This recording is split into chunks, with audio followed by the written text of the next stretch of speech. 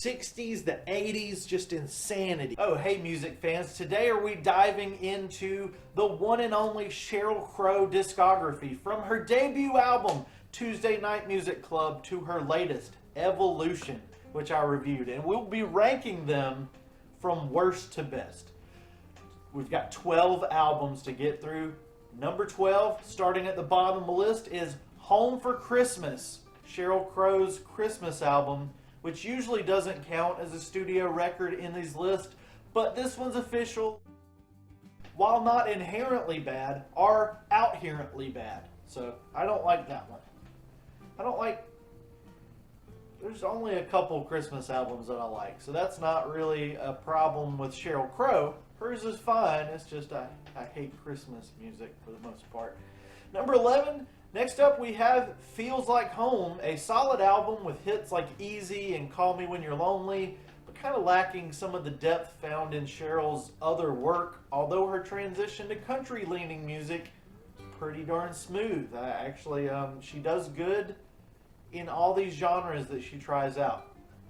Number 10, we got the third worst slot, but still pretty good in the pack, is Being Myself. A heartfelt album that showcases Sheryl's songwriting skills, emotional depth, but doesn't quite itch my musical scratch that way. At least the way that her other albums do. And yes, I got a denim vest, a suit jacket, and a Four in the Strange Band t-shirt, because I didn't quite know what to do for Sheryl Crow, but I will. We're not going to strip down, but now that looks a little nicer. Number 9. Moving on to bigger and better albums, we have Wildflower, with Sheryl leaning heavily into pop and country, and it mostly works. The soaring Good is Good is indeed in good company, nestled between well-written song after well-written song. And at number 8, best album by Sheryl Crow, is Threads. Threads ripping apart at the seams with amazing guest amazing guests. We'll put it that way. Johnny Cash, Stevie Nicks, a Rolling Stone or two, Neil Young. Really, really amazing rock record, but we are not done. This is just the beginning of the Sheryl Crow list. Number 7 for Sheryl Crow albums, we have 100 Miles from Memphis, and it just feels like a more focused album than some of the other ones that came before it, with a consistent sound, a good quality of emotion throughout.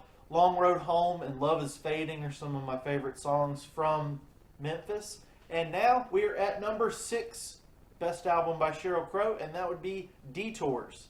The title kind of feels like it's referring to music outside of Sheryl Crow and not her in 2008. That was a really strange year for popular music, and Detours with Now You're Gone and Make It Go Away, you still want to be near Sheryl Crow, even though she's like, make it go away, you're gone, like she's Magneto or something. But I don't know. Detours is a good album. Almost all of these are pretty good. Like I said, I think the Christmas album would be the only one that I'm like, no thanks, don't want to hear it. I did listen to it, because, I'm on a journey to hear every song ever recorded and all. But now we have number 5 with Come On, Come On. I don't want to say Come On, Come On. The album cover will make you think that this is Sheryl Crow's sold-out, brainless, poppy album. But no. That's not what's going on with these songs. The singles are big and poppy. But this album is very much a continuation of her self-titled, with alternative blues rock, insane guitar playing by some guys that worked with Pink Floyd. There's a Lenny Kravitz guitar player, and of course Sheryl Crow herself on these tracks. Number 4 best Sheryl Crow album is Globe Sessions, with rock, country, and folk all coming through on the forward-facing audio aura of this album. It's a near perfect confectionary blend of what Sheryl Crow has done throughout her career, and it's really a really good listen.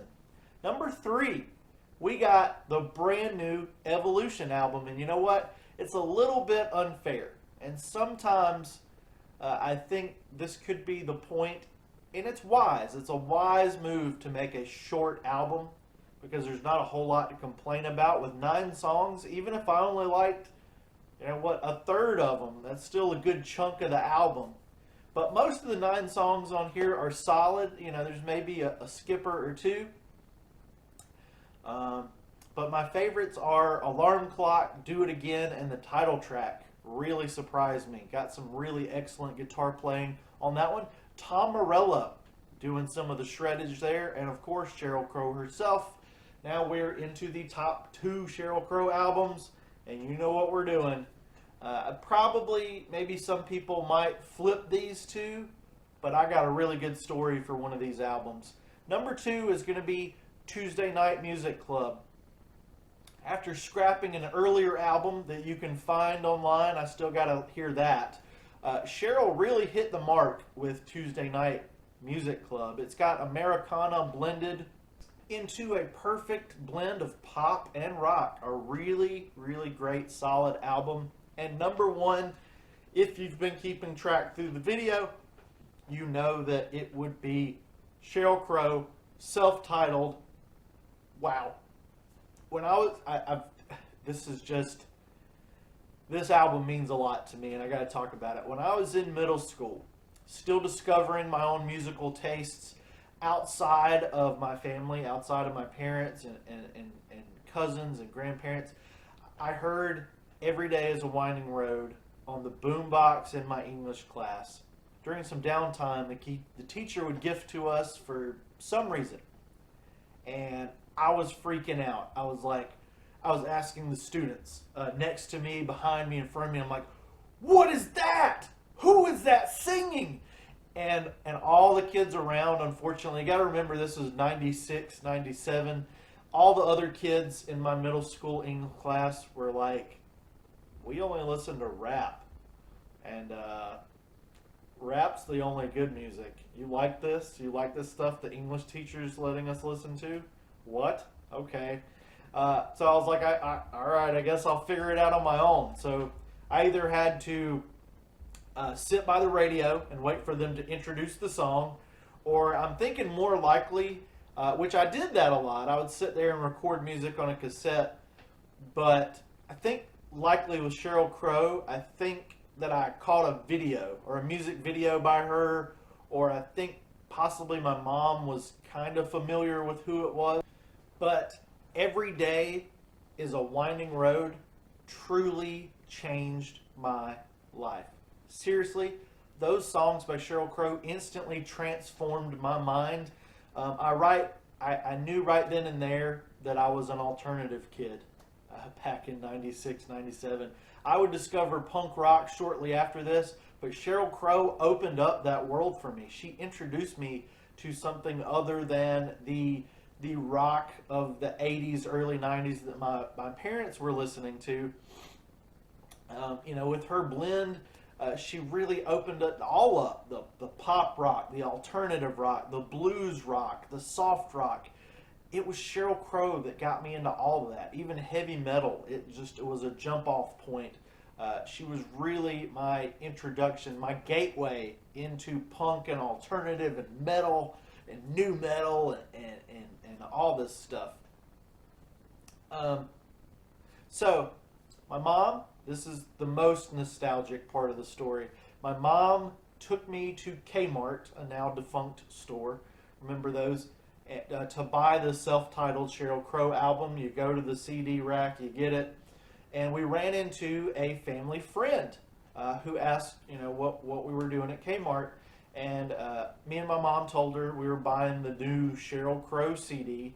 And the family friend, she said, if it ain't Leonard Skinner, I don't know it. So that's some of the obstacles that I would say, musicians in 97 had to deal with. Were like the young kids, the 11-year-olds in middle school were like, rap is all that exists. Screw you and screw that song. And then you got the older people So that was the 11-year-olds. Then you got the 40, I'd say she was maybe 40 years old.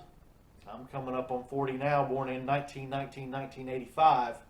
But, you know, you had the 40-year-olds in 97 that were like, oh, no, that new rock is bad. Yeah, all rock and roll in the 60s and 70s is all that was good.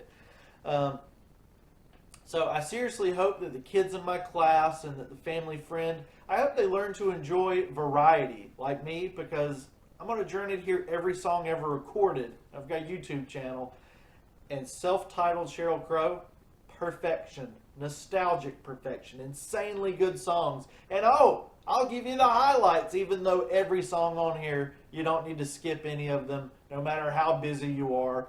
Listen to it in chunks. I'll give you the highlights, though. Of course, Every Day is a Winding Road, and If It Makes You Happy are the songs that changed my life, introduced me to the deep cuts of this album.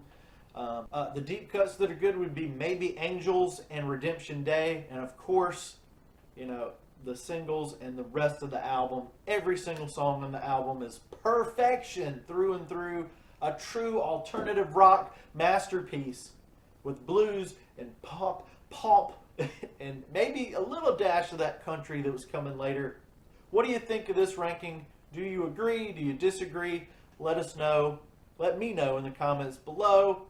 Thank you for watching. Don't forget to subscribe to our channel for more music rankings, news, reviews, funny skits, goofiness, wardrobe changes, suggestions for really cool bands you should check out, and you never know, maybe even some famous people here showing up on the channel. Thank you.